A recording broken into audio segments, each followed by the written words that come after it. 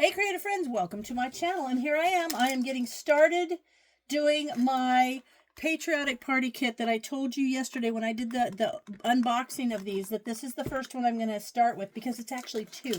There's two little projects in here. I love it.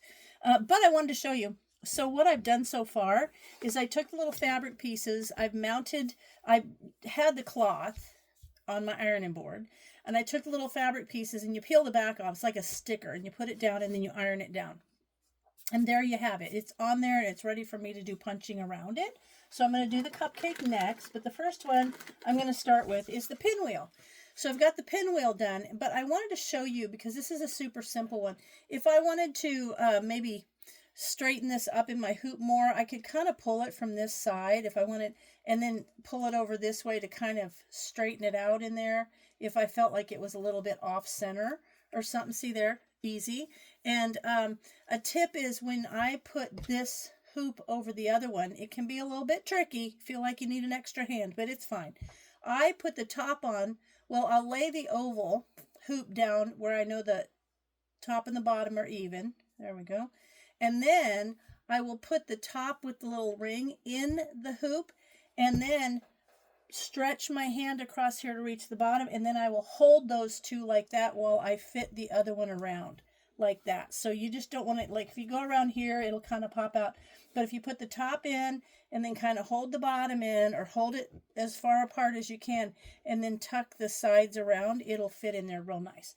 So I hope that made sense. It made sense in my mind, but that doesn't mean it made sense in anyone else's mind.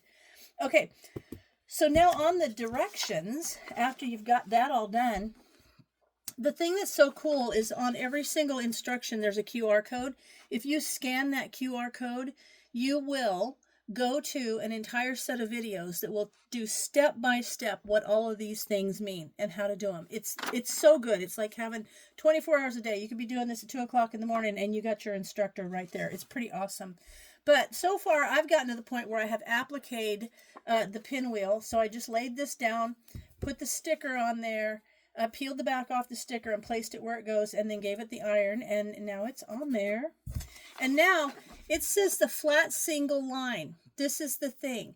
If you look at the picture, you can see where some of it looks fluffy and some of it doesn't. Well, the doesn't look fluffy part is what they call the flat single line. And you can see here, flat single line, the cherry red sections of the pinwheel shown by the tiny white dots. See there? Those little lines? And the blue part that makes the pinwheel stick. So what that is you're going to do, the flat single line is just a single line going right next to that little section. Like I'm just going to go around that little pinwheel section in a flat single line. I'll load my my punch in a minute. But then, and here's a tip too, instead of turning your needle this way, or your punch, you get to the end here, turn your little project, and then you're going to go along here and see when you get there, you turn your project, and that way you can always just kind of keep your needle in your hand in the same, so you don't have to like twist it. And you see how I got off that line a little bit? It's not the end of the world. No one is going to notice because I'm going to go over those. So a flat single line is just that. It's a flat single line. And if you read the instructions here, the blue pinwheel, they want 2 side-by-side rows. So if you went one flat single line, you're going to see those side ones. So you want 2 side-by-side rows. I will go all the way down, and then I will turn it and go all the way up. So that's just a flat single row. Then, when you're filling in the whole blue part and the big light blue background, that is just it's just flat. The dark blue sections, you don't have to go in a row. You can just kind of go all over like you're filling in, okay? You're going to go like that. But I will show you, if you happen to get off, let's say, here's another tip, and I'm telling you these because we're just getting started, and these are the things you need to know to get started. So this one's actually really easy because we're never going to do anything from the back. The whole thing is flat. So everything we're going to do from the front. When we get to the cupcake, that thing's got fluffy around here, loop, and that's when you do it from the back because the loop is going to come here. You'll see that in a minute. But when you poke your needle through, you want to make sure you go all the way down because see how far that's going to go? And when it comes up, it's going to catch. There will be a loop back here, but it will be flat on the front. And if for some reason you make a mistake and you've got a bunch of these, you can just take the tip of this or you can take your fingernail and just kind of go over that like that, and it puts it all right back to like you've never seen it before. Okay. Now, I'm going to just do a few stitches for you so that you can see, and then I'm going to go work on it, and I'll come back and show you later. But I want to show you how to thread your needle. And if you get this little, it's like a wire with a little white tab, don't lose that. And I like to kind of make a mark on it because this white tab will get, it'll get on my my counter with like other pieces of paper and I will lose it. So I like to kind of just make a tab so if I drop it, it sticks out. It's not just white laying somewhere.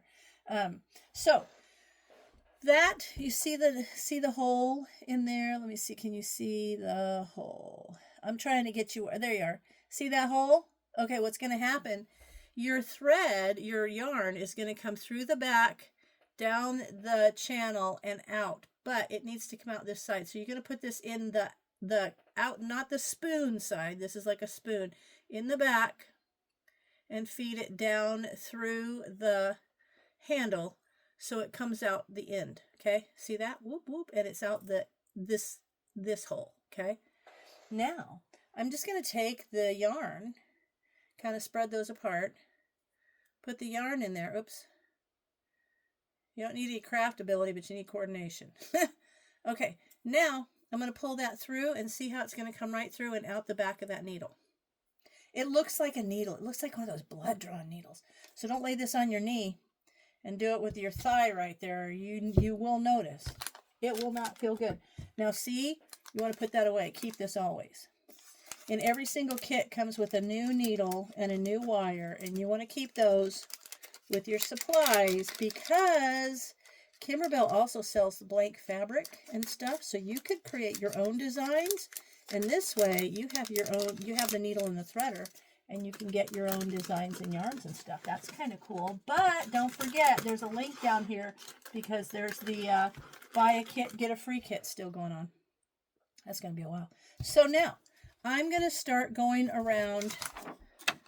Oh, I just totally caught that and unthreaded it. But look how easy it is to thread. Look, I could edit this out. But I don't believe in editing the things I do.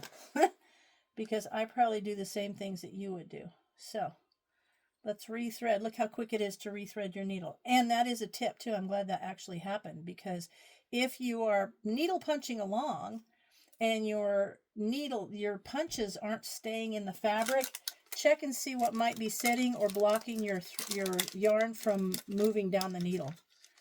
Because if it's not going down the needle, it won't like make the loop. I did that. I couldn't figure out how come my loops weren't staying in there, and I found that out. All right, so I like to pull it up to about 1 inch. Okay, now I'm going to start on the inside, and I'm going to go around here like that. Okay, so I'm going to show you straight in, boo, all the way down. See that on the back? And now I'm going to pull up and I'm going to come over a couple. I usually go a couple of these little squares on this cloth. And now I got to hold it in a way that supports it for me so I can show you how fast you can go along. Now I'm to the point, see, I was holding that with my arm. My arm had a hold of that yarn. But see, I can take it out and just fix those little owies. And now go right back in there and punch again. And punch, and punch, and punch, and punch. And now I'm to the end. So I'm going to turn my project. And then my needle is going to just stay the way I like to hold it. You see? Now if I want to make those little things tighter, because they're kind of bunched up here on the top, you see how, this is what, the last thing I'm going to show you. See how there's loops? I can pull these loops from this side and it will nest them down tighter on the fabric. So see that little loop? If I pull from back here, see how that tightens it down? and that kind of gives it that straight line look. So now I'm going to keep going, and then I will come back and I will show you after I've filled quite a bit of it in, and this little end I can come from the back and pull that down. Okay, so do you see my little lines? This is what's happening. Linda is punching. If you feel like punching, just get to punching. Now, I'm going to turn my thread or my project, and I'm going to keep going. And you want a little bit of space, because if you do them right next to each other, you'll use up a lot more yarn than you need, and then you won't have as much. You might run out. So always make sure you do, I say, a little bit of, you kind of get used to like the look of it. You see there? Let me just finish this edge for you, and you'll see how simple this is. Watch your fingers when they're on the back of that, and seriously, don't lay this down on your thigh like you're going to support it with your thigh, because that guy is sharp. It will poke you, and you want to always keep your fingers out of the way on the back. That one was too far, so I just pull it out, and then I'm going to take my finger on the back and rub it, and it's going to put it right back to where it needs to be. So you can see I'm like not a professional needle puncher. I haven't been doing this very long. In fact, Kimber Bell introduced me to needle punching, but I am loving it because it's such a cool thing just to sit and do, and it's like a no-brainer. Like, I don't have to calculate anything on it. I just punching away. So I'm gonna go ahead and finish up this for you, and we'll get around this edge, and then I'm gonna go do the lines, and the double lines. What they're talking about there on the blue thing is just 2 lines next to each other, so it's a wider thing. So now I feel like I want to pull these down and get them nice and flat. See there? See how easy this is? This is so simple. And I introduced my neighbor to it. She mentioned, she's like, oh, I always wanted to do needle punch. She didn't know at all that I even had a kit. And she's like, I always thought that would be fun. So I introduced her to it, and she is like a monster needle puncher now. She's been doing it for a few weeks, and she's loving it. In fact, for Mother's Day, her husband got her a couple of kits, and she was real excited about it. And it's a good thing. And I love the fact that everything is there, so you don't have to plan anything. You just get yourself a kit, and then you just go for it. Okay, I'm going to get to the end of that, and then we're going to call this one a done deal. Okay, so now what I'm going to do is I'm going to pull a little of that off the needle, and then I'm going to snip it. That's one thing you have to have is scissors. They don't have scissors in the kit. And now I'm going to go back here, and I'm going to pull all of my stitches through, and look at there. Like a professional. Look at that. Isn't that cute? And that one's really big, so I'm just going to pull, make sure that they're all pulled down. Okay? So that is called your flat single line stitch. Now I'm going to go do the blue one. And basically these and the rest of it is just not like one after the other. It's just kind of like you're going to go back and forth just filling it in. So now I'm going to go do my double lines and fill in there, and then I'm going to do the background. So isn't that the cutest thing? I hope you guys enjoyed that, and I hope you try it out. And don't forget, there's the code down there. It takes you to the website where you put your email address in, and you can get the free, if you buy a kit, you'll get the free Petal Pop kit. That's super cute. So that code is in there, but I'm just showing you how to do this right now. So check it out. Let me know if you tried it and if you enjoy it. And as always, thanks for watching, and I'll see you in my next video.